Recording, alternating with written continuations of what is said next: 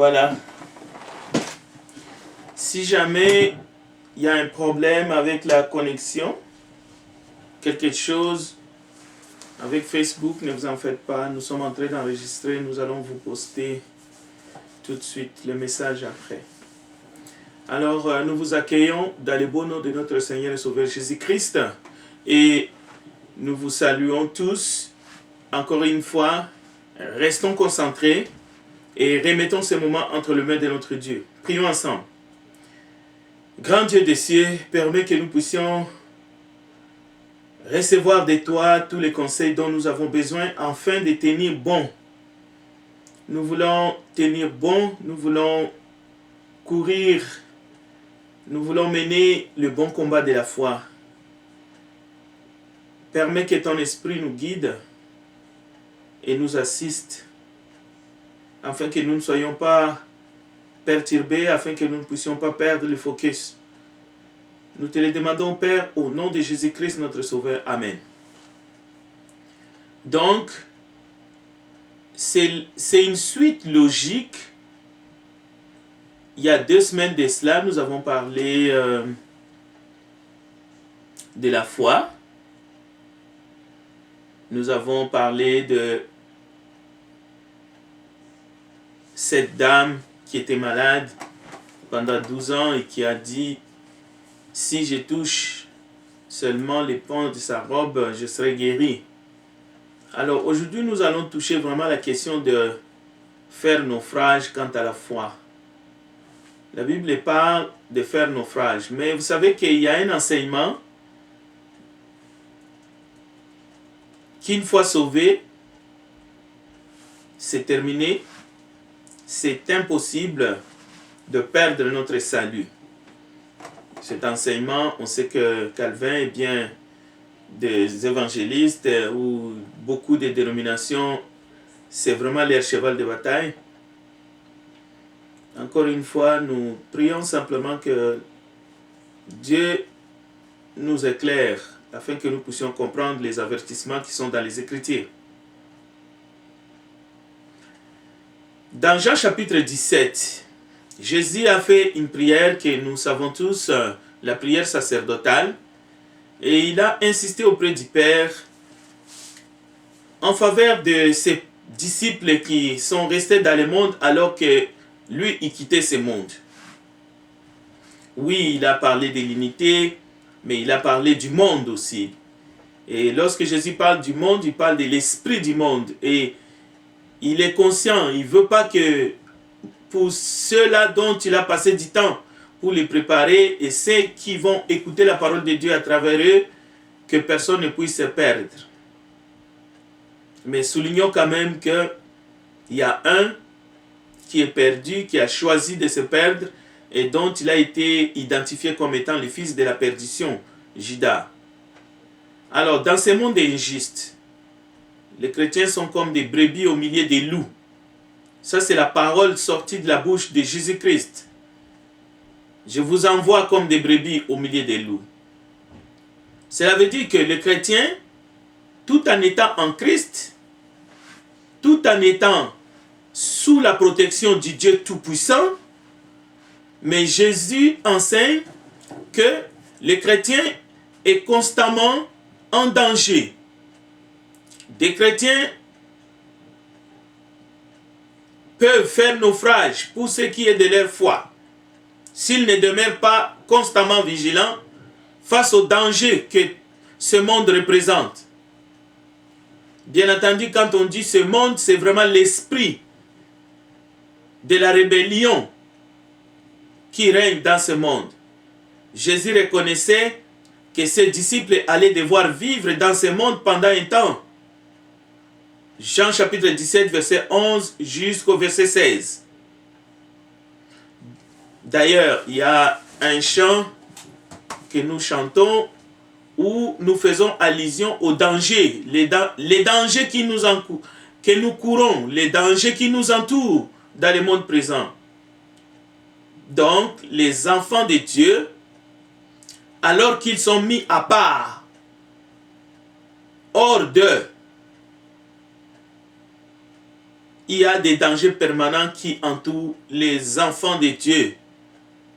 Lavés de leurs péchés.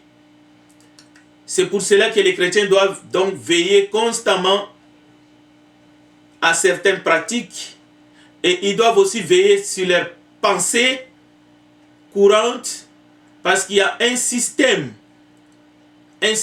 du monde qui peut facilement s'infiltrer dans la vie, dans les assemblées même chrétiennes, et cela peut faire des dégâts énormes parmi les chrétiens. Ce n'est pas seulement les loups qui peuvent s'inviter dans la bergerie, mais il y a des hommes, il y a des femmes qui peuvent infiltrer les troupeaux de Dieu, les troupeaux du Seigneur, et pour causer des dommages. Alors que David n'était qu'un berger, lorsqu'un lion, lorsqu'un ours venait, David défendait les troupeaux de son père. Nous aussi, nous ne sommes pas seuls. Jésus a dit, je suis avec vous. Mais il n'a pas cessé d'avertir les chrétiens, d'avertir ses disciples qui sont devenus plus tard chrétiens, afin que nous puissions rester debout. Que celui qui croit être debout prenne garde de tomber. Nous allons ici rapidement regarder un exemple dans la Bible de quelqu'un qui est déjà envoyé, rempli du Saint-Esprit, et dans l'exercice de sa mission, il va être confronté par un esprit du monde, mais en réalité par une personne, et nous allons voir comment est-ce qu'il s'en est sorti. Actes des Apôtres, chapitre 13, à partir du verset 4. Il s'agit bien de l'apôtre Paul. Nous lisons les textes. Barnabas et Saul, envoyés par le Saint-Esprit, descendirent à Célécie. Et de là, ils s'embarquèrent pour l'île de Chypre. Arrivés à Salamine, ils annoncèrent la parole de Dieu dans les synagogues des Juifs. Ils avaient Jean pour aide. Ayant ensuite traversé toute l'île jusqu'à Paphos, ils trouvèrent un certain magicien faux prophète juif nommé Bar-Jésus, qui était avec le proconsul Sergius Paulus, homme intelligent. Ce dernier fit appeler Barnabas et Saul et manifesta le désir d'entendre la parole de Dieu. Mais Élymas, le magicien, car c'est ce que signifie son nom, lui faisait opposition, cherchant à détourner de la foi les proconsuls. Alors Saul appelait aussi Paul, rempli du Saint-Esprit, fixa les regards sur lui et dit: homme plein de toute espèce de ruse et de fraude, fils du diable, ennemi de toute justice, ne cesseras-tu point de pervertir les voies droites du Seigneur? Maintenant, voici la main du Seigneur est sur toi. Tu seras aveugle, et pour un temps, tu ne verras pas le soleil. Aussitôt, l'obscurité et les ténèbres tombèrent sur lui, et il cherchait en tâtonnant des personnes pour les guider. Alors les proconsuls, voyant ce qui était arrivé, crurent, étant frappés de la doctrine du Seigneur. Le verset 12, on va s'arrêter là. Avant d'aller plus loin, j'aimerais dire que face à cette opposition, alors que Paul est en train de servir son Seigneur qu'il a appelés, le Saint-Esprit qu'il a choisi au milieu de l'assemblée d'Antioche et qu'il a envoyé.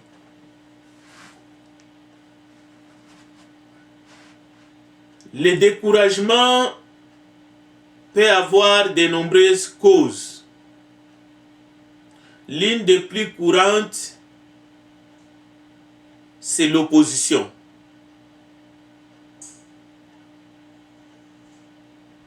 Paul pouvait se décourager face à Élymas, parce qu'à côté d'Élymas, il y avait quand même un homme instruit qui, lui, s'intéressait à la parole de Dieu. Mais voilà un magicien, quelqu'un qui n'avait rien à perdre, quelqu'un qui était animé par l'esprit du monde. Il était en train de faire opposition pour que la parole de Dieu ne soit pas entendue. Mais au lieu de céder au découragement,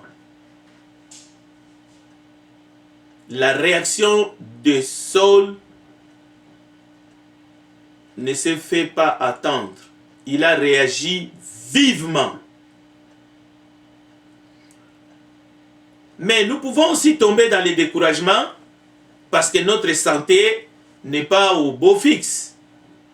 Vous savez, quand quelqu'un est malade, surtout lorsque cette maladie dure depuis un certain temps, comme c'était le cas de cette femme, 12 ans de maladie, et il y en a parfois c'est plus. Lorsque depuis longtemps on a cherché la guérison, tout naturellement c'est possible de commencer à s'apitoyer de son sort et même à renoncer quant à notre foi. Et tranquillement, face aux épreuves, face à l'adversité, on peut tomber dans le découragement, on peut tomber dans le péché et on peut faire naufrage quant à la foi. 1 Timothée chapitre 1 verset 18 à 20. Les commandements que je t'adresse, Timothée, mon enfant, selon les prophéties faites précédemment à ton sujet, c'est que d'après elles, tu combattes le bon combat. En gardant la foi et une bonne conscience. Cette conscience, quelques-uns l'ont perdue et ils ont fait naufrage par rapport à la foi. Donc, ça commence encore une fois dans notre fort intérieur, dans notre conscience. Si dans votre conscience, il y a la perversion déjà, c'est que soit tu as déjà fait naufrage en matière de la foi ou tu es sur le point de le faire. L'exhortation de Paul à un autre serviteur, Timothée, c'est de ne pas faire naufrage par rapport à la foi. Alors, ce naufrage n'est pas quelque chose qui ne touche que le serviteur, c'est-à-dire les personnes qui sont engagées dans un service ponctuel, comme c'était le cas de Barnabas, le cas de Paul ou le cas de Timothée. Alors, si ça peut les concerner eux, à combien plus forte raison les membres dans le corps du Christ, qui eux aussi ont reçu une mission de témoigner et aussi de servir et de mettre au service des autres les dons qu'ils ont reçus dans l'assemblée locale. Donc, les conseils de Paul à Timothée, c'est aussi les conseils de Paul, l'apôtre du Seigneur, aux membres du corps du Christ. Il ne faut pas faire naufrage par rapport à la foi. Cela signifie qu'il ne faut pas perdre notre foi, quelles que soient les circonstances. Qu'est-ce que signifie faire naufrage par rapport à la foi? C'est se détourner complètement de la parole de Dieu, s'égarer loin de la foi en Dieu, ne plus faire confiance en Dieu, dévier la trajectoire cesser de suivre la doctrine de Christ au profit des idées du monde ou des pratiques du monde, de la philosophie du monde, de l'influence du monde.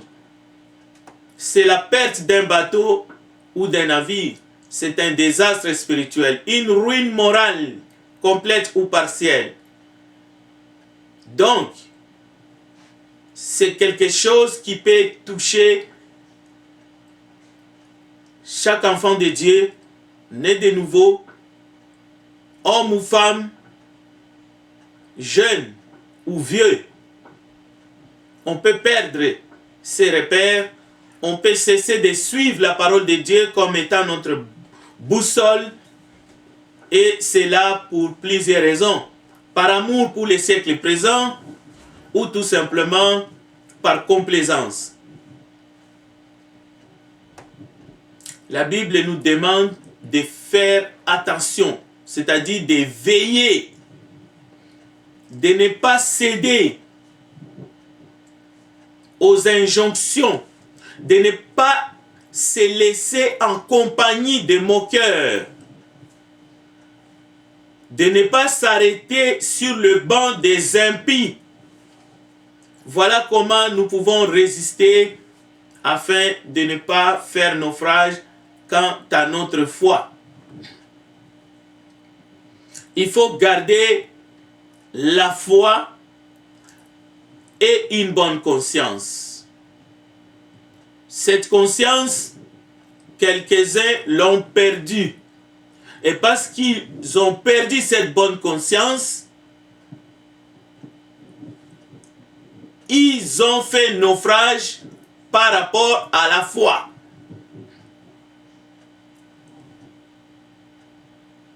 Ils ont suivi Satan. Paul dit, j'ai livré à Satan. Mais en réalité, ils ont suivi Satan. Et ils ont blasphémé. L'effet de dénoncer cela dans l'assemblée, de dire les choses de manière claire, voilà ce que Paul voulait dire, qu'il les a livrés à Satan. Parce que ce n'est pas des choses qu'il faut traiter avec complaisance. Lorsque Paul disait les comportements de ses frères qui ont perdu la bonne conscience, qui n'ont pas gardé la foi, mais qui se sont laissés corrompus par les idées, par la philosophie du monde, le fait que Paul a dénoncé cela dans l'assemblée pour que la contagion ne continue pas, pour que l'hémorragie ne continue pas, voilà ce que Paul voulait dire, qu'il les a livrés à Satan. Ils ont suivi Satan de leur propre gré, par leurs actions et par les pratiques du monde qu'ils ont fait ou qu'ils ont pratiqué, par leur blasphème. Ils ont suivi Satan. Donc parfois on tourne mal la parole de Dieu pour essayer de donner d'autres sens aux Écritures. Ce n'est pas des gens qui aimaient Dieu, qui sont restés à leur place, que Paul a pris et puis il les a balancés par la fenêtre, ou il a jeté à Satan, comme on peut donner un morceau de viande à un animal carnivore. Non. Matthieu chapitre 14, verset 24 à 28. Nous avons un exemple. Mais cet exemple, rassurez-vous,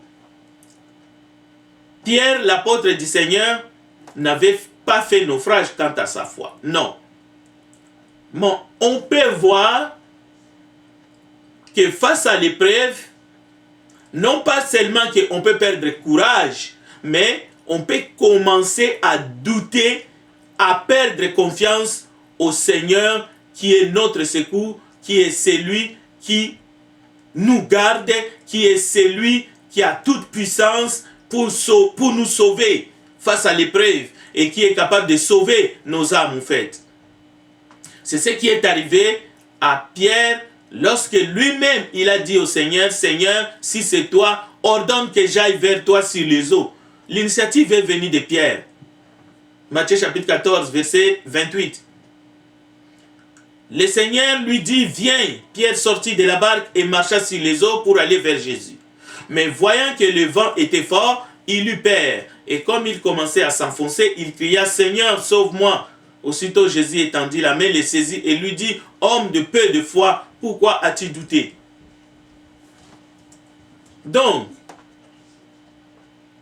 marcher par la foi ne consiste pas à foncer devant les yeux fermés. Non, nous devons être de chrétiens, hommes et femmes, réfléchis. Réfléchis par rapport à ce que Dieu a dit, à ce que Dieu nous demande de faire. De même, Abraham était un homme réfléchi. Lorsqu'il a obéi à Dieu et qu'il a décidé d'offrir en sacrifice son fils unique Isaac, Abraham n'était pas un fou. Abraham n'a pas agi en insensé. La parole nous dit clairement qu'Abraham savait que Dieu était capable, dans toute sa puissance, de lui rendre son fils par une forme de résurrection. Mais lorsque Moïse confia aux hommes, dans Nombre chapitre 13, l'ordre de l'Éternel, la parole nous dit, l'Éternel parla à Moïse et dit, envoie des hommes pour explorer le pays de Canaan que je donne aux enfants d'Israël. Tu enverras un homme de chacune des tribus de leur père. Tous seront des principaux d'entre eux. Donc Moïse a communiqué l'information à toute l'assemblée et il a choisi selon l'ordre de l'Éternel les principaux dans chacune des tribus. Le verset 3, Moïse les envoya du désert des Parans d'après l'ordre de l'Éternel. Tous ces hommes étaient chefs des enfants d'Israël. Et vous pouvez même regarder au verset 4 de Nombre 13, leurs noms. La parole nous dit tels sont les noms des hommes que Moïse envoya pour explorer les pays de Canaan. Moïse leur dit, montez ici par le midi et vous monterez sur la montagne. Vous verrez le pays et ce qu'il est et le peuple qu'il habite. S'il est fort ou faible, s'il est en petit ou en grand nombre, ce qu'est le pays où il habite. S'il est bon ou mauvais, ce que sont les villes où il habite, si elles sont ouvertes ou fortifiées, ce qu'est le terrain, s'il est gras ou maigre, s'il y a des arbres ou s'il n'y en a point. Écoutez bien, Moïse leur dit, ayez bon courage et prenez des fruits du pays. Donc la mission confiée était conforme à l'ordre de l'Éternel, avec tous les détails prêts. La Bible nous dit, lorsqu'ils firent des retours de l'exploration du pays au bout de 40 jours, écoutez bien, et lorsqu'ils exploraient le pays de Canaan, le Dieu Tout-Puissant était avec eux. Et au bout de 40 jours, ils ont vu tout ce qu'ils ont vu. C'était le temps de revenir et de faire leur rapport auprès de Moïse. Mais quel sera le type de rapport qu'ils vont faire? Souvent, nous sommes tentés de nous concentrer sur les obstacles, sur le problème que sur la solution, sur la maladie que sur la guérison. Nous sommes focalisés sur ce qui nous fait mal que sur la capacité de Dieu de nous délivrer de cette situation. Nombre chapitre 13, versets 26 à 29.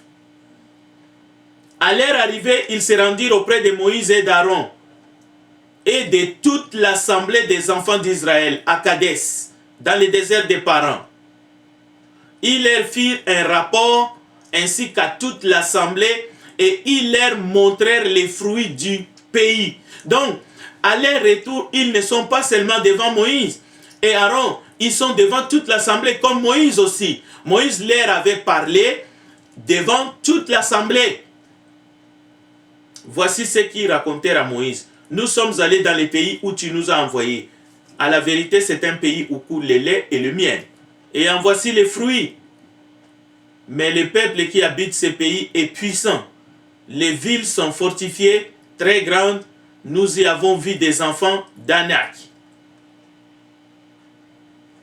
Mais la Bible nous dit Dieu est pour nous un refuge et une force, un secours facile à trouver dans les détresses.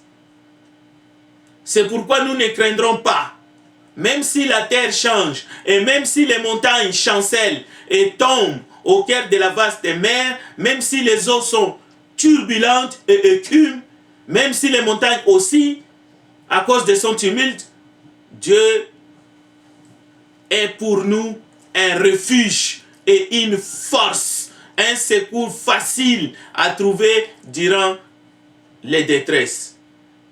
Est-ce que c'est cela l'attitude que nous avons? Psaume chapitre 46, verset 1 à 3. Face aux épreuves.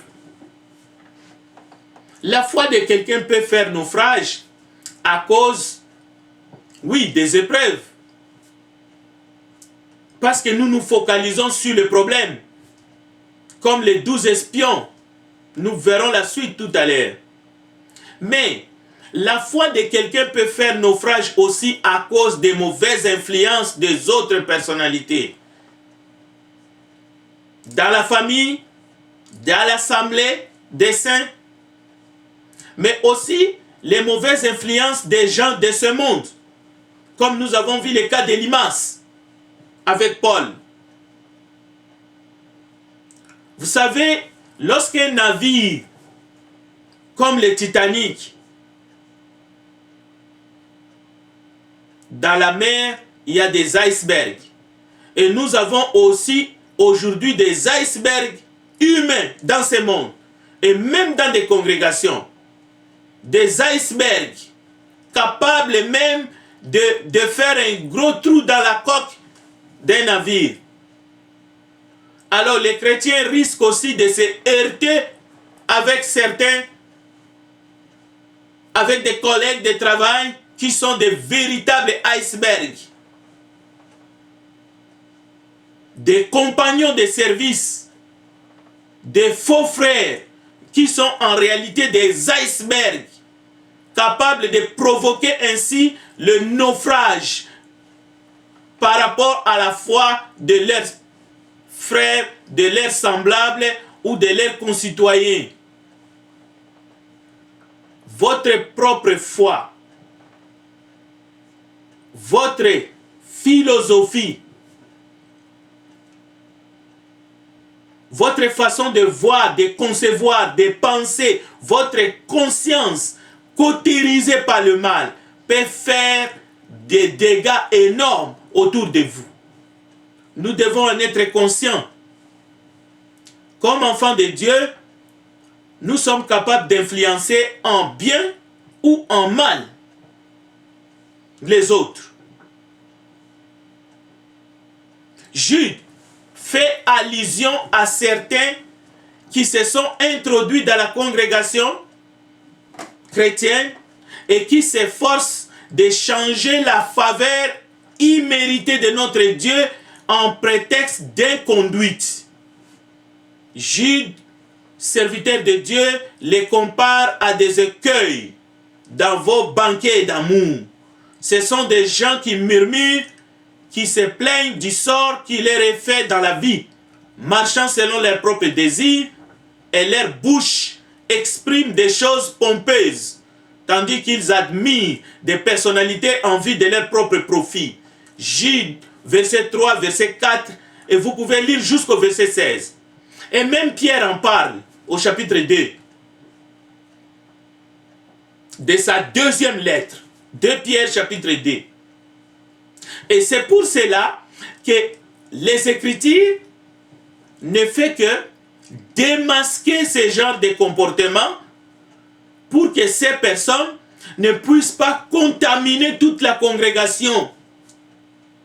C'est ce que Paul voulait dire, qu'il a livré certains frères au diable, parce que ses frères ont décidé de suivre Satan.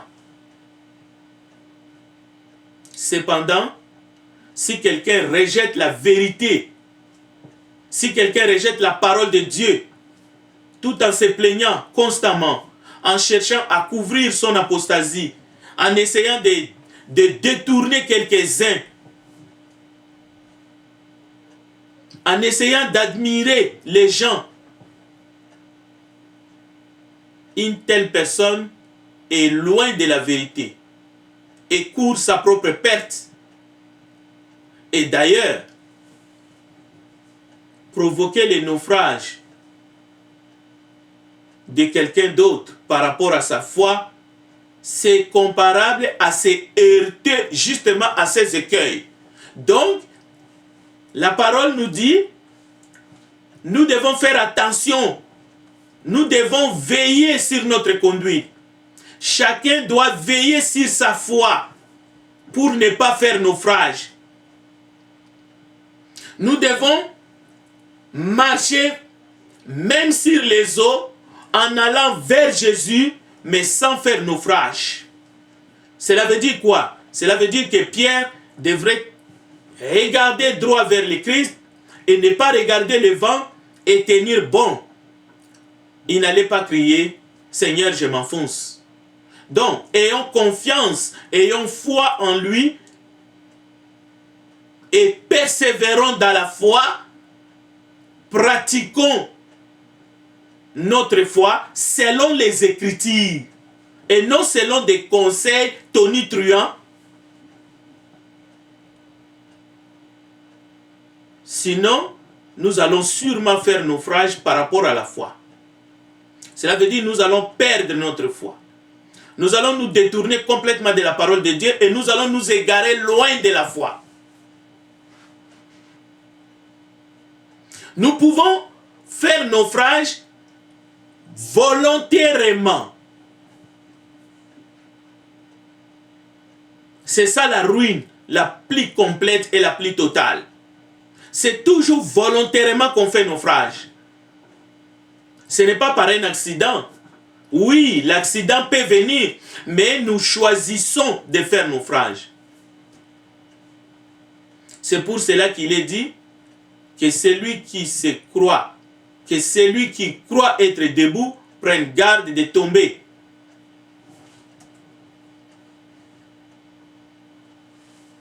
Les obstacles resteront devant nous tant que nous serons dans ce monde. Mais nous avons la certitude que les épreuves ne sont pas plus grandes et plus puissantes que notre Dieu. C'est pour cela, dans Nombre chapitre 13, verset 30, Caleb fit taire le peuple qui murmurait contre Moïse, parce que ce peuple a écouté les témoignages des 10 espions. Caleb, lorsqu'il voit que le peuple vient d'écouter le mauvais témoignage des 10 espions, Caleb s'élève et il fit taire le peuple qui commençait déjà à murmurer contre Moïse. Et plus loin, vous allez voir qu'ils ont même voulu lapider Moïse et Aaron. Alors Caleb dit, montons, emparons-nous du pays, nous y serons vainqueurs. Chers frères, chers auditeurs, chères auditrices, le manque de foi considère les obstacles de la vie, les conseils du monde impie, toujours à la lumière des ressources humaines défaillantes.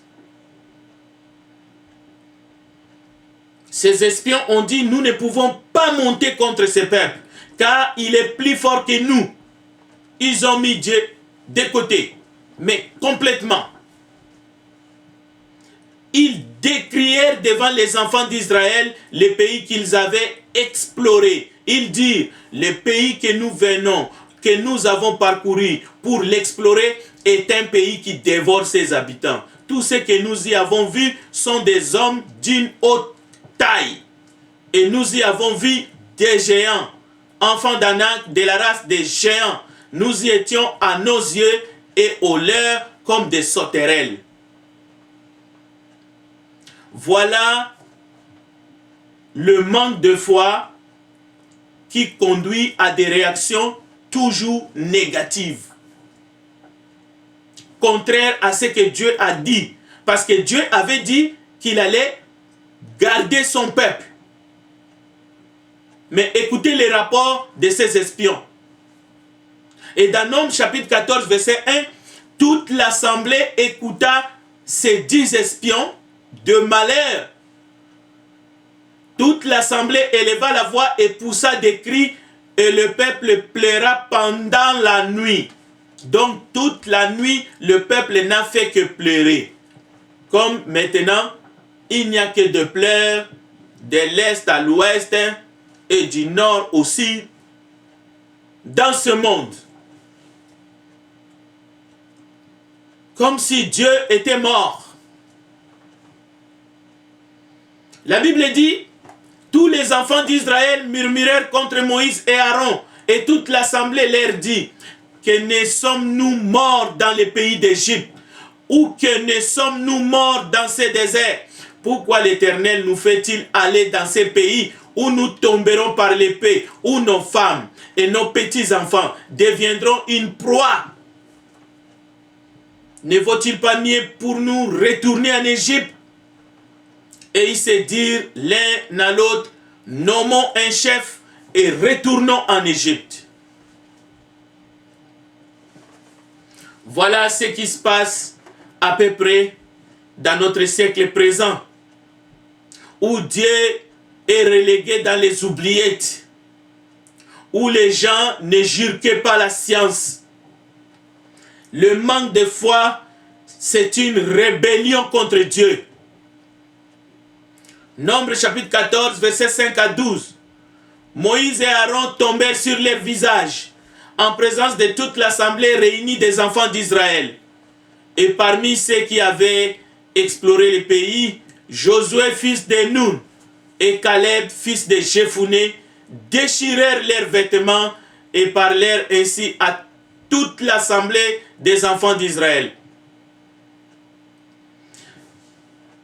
Enfants de Dieu, vous qui vous reconnaissez comme étant le peuple des croyants, si vous n'ouvrez pas la bouche pour parler maintenant, pour témoigner la puissance de Dieu, la présence de Dieu, la toute-puissance du Dieu créateur, sachez-le que Dieu vous appellera en jugement. Josué, fils de Nun, et Caleb, fils de Jephuné, déchirèrent leurs vêtements et parlèrent ainsi à toute l'assemblée des enfants d'Israël. Le pays que nous avons parcouru pour l'explorer est un pays très bon, excellent. Si l'Éternel nous est favorable, ce n'est pas des paroles d'orgueil. Écoutez bien, ils ont dit si l'Éternel nous est favorable, il nous mènera dans ces pays et nous les donnera. C'est un pays où coule le lait et le miel. Seulement, ne soyez point rebelles contre l'Éternel et ne craignez point les gens de ces pays, car ils nous serviront de pâture. Ils n'ont plus d'ombrage pour les couvrir. L'Éternel est avec nous. Ne les craignez point. Toute l'assemblée parlait de les lapider lorsque la gloire de l'Éternel apparut sur la tente d'assignation devant tous les enfants d'Israël. Donc, les enfants d'Israël ont voulu lapider et Moïse, et Aaron, et Josué, et Caleb. Si l'Éternel nous est favorable, la pandémie qui a mis ce monde à genoux va terminer. Si l'Éternel nous est favorable, ceux qui sont déjà contaminés et qui sont soignés sortiront vivants de leur lit de l'hôpital. La manque de foi, c'est une rébellion contre Dieu. Il y en a qui pensent qu'on peut excuser l'absence ou le manque de foi. Non. S'il y a quelque chose qui fait plaisir à Dieu, et bel et bien c'est la foi en lui. C'est la confiance que nous plaçons à l'Éternel. C'est la confiance que nous plaçons au sang de Jésus-Christ qui nous purifie de tout péché. Mais l'absence de la foi, c'est une rébellion contre Dieu. C'est l'homme qui s'appuie à l'homme. Et la Bible dit, c'est une abomination, c'est une malédiction. Lorsque l'être humain ne met sa confiance qu'à un autre, qu'à son semblable et pas à Dieu. Alors ne courons pas les risques de perdre la foi en Dieu devant les épreuves. Ne courons pas les risques de nous laisser distraire à cause de l'esprit qui prévaut dans ce monde. L'Éternel dit à Moïse, écoutez bien, jusqu'à quand ce peuple me méprisera-t-il? Il ne faut pas jouer avec Dieu. Lorsque les humains ne croient plus en Dieu, c'est un mépris contre Dieu.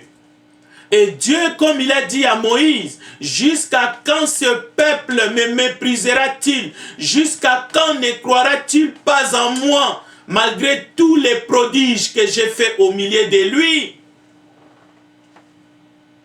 Écoutez maintenant le verset 12. Cela fait froid au dos. Dieu dit à Moïse, je le frapperai par la peste et je le détruirai. Et là, Moïse entre en intercession. Moïse intercède en faveur du peuple. Moïse dit à Dieu, pardonne l'iniquité de ce peuple, selon la grandeur de ta miséricorde, comme tu as pardonné à ce peuple depuis l'Égypte jusqu'ici. Et l'Éternel dit au verset 20, je pardonne comme tu l'as demandé, mais je suis vivant, et la gloire de l'Éternel remplira toute la terre.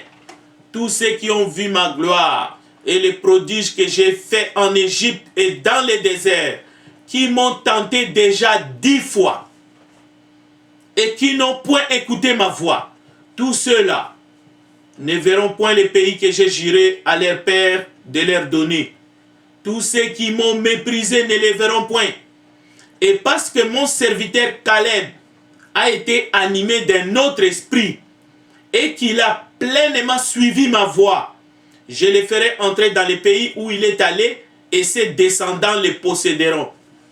L'Éternel parla à Moïse et à Aaron et dit, jusqu'à quand laisserai-je cette méchante assemblée murmurer contre moi?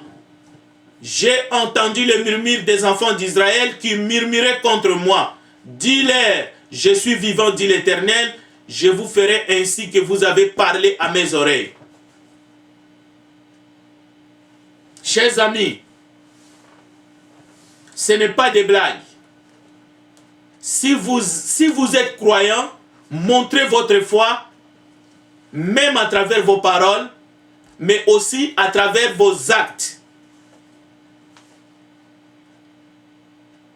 C'est important.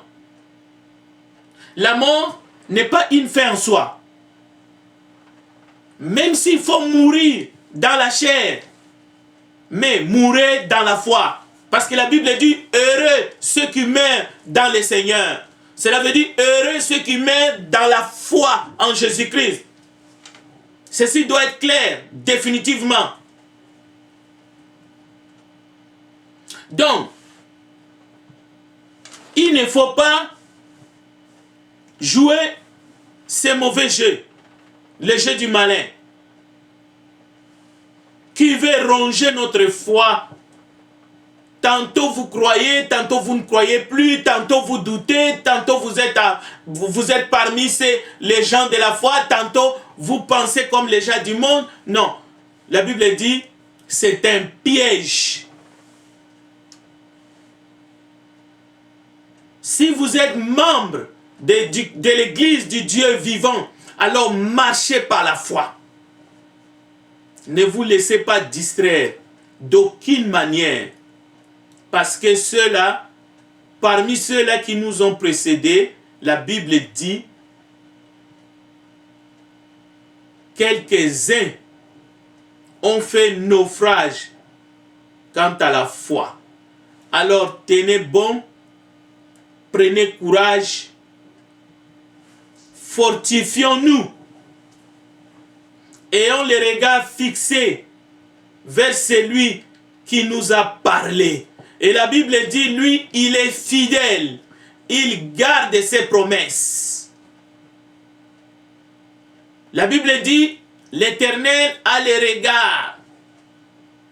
Il cherche sur la terre pour voir ceux-là qui gardent leur foi et qui marchent selon la foi, comme Enoch a marché et comme la plupart des disciples qui ont marché depuis le premier siècle jusqu'à leur mort, mais qui n'ont jamais abdiqué malgré les persécutions, malgré les épreuves, mais ils ont tenu bon. Pourquoi est-ce qu'aujourd'hui, ce serait différent pour nous? Donc nous devrions faire la même chose. Nous ne devrions pas compter sur nous-mêmes, mais sur les paroles que Jésus a dites. Terminons en lisant les paroles même du Seigneur dans l'évangile de Jean, chapitre 17, le verset 11 jusqu'au verset 16, et nous allons terminer par la prière. Jean, chapitre 17, le verset 11 jusqu'au verset 16.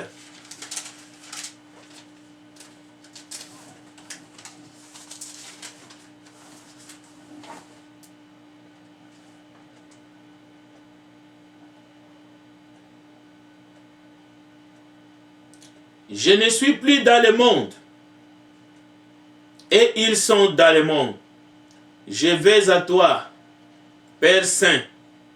Garde en ton nom ce que tu m'as donné, afin qu'ils soient un comme nous. Lorsque j'étais avec eux dans le monde, je les gardais en ton nom. J'ai gardé ce que tu m'as donné, et aucun d'eux ne s'est perdu, sinon les fils de perdition, afin que l'écriture fût accomplie. Et maintenant, je vais à toi, et je dis ces choses dans le monde, afin qu'ils aient en eux ma joie parfaite. Je leur ai donné ta parole, et le monde les a haïs, parce qu'ils ne sont pas du monde, comme moi je ne suis pas du monde. Je ne te prie pas de les ôter du monde, mais de les préserver du mal. Ils ne sont pas du monde comme je ne suis pas du monde. Sanctifie-les par ta vérité, ta parole est la vérité. Terminons par la prière. Nous te bénissons, Dieu Tout-Puissant, toi dont le nombre des années ne sont point comptées. Toi qui vis au siècle des siècles, d'éternité en éternité, tu es Dieu. Et il n'y a point de Dieu comme toi. Tu as voulu que nous puissions te connaître par celui que tu as envoyé, Jésus-Christ. Nous te prions, alors que nous sommes dans ce monde, pour ton Église, pour ceux qui ne sont pas encore et qui ne font pas encore partie de ta bergerie. Nous prions pour qu'eux aussi entendent cette parole à travers ceux-là que tu as envoyés et qu'ils se convertissent et qu'ils puissent aussi hériter la vie éternelle et qu'ils puissent faire partie de ton peuple, ton nouveau peuple. Bénis cette parole, bénis tous ceux qui vont nous suivre. Que ta grâce et que ta bénédiction soit sur chacun d'entre nous.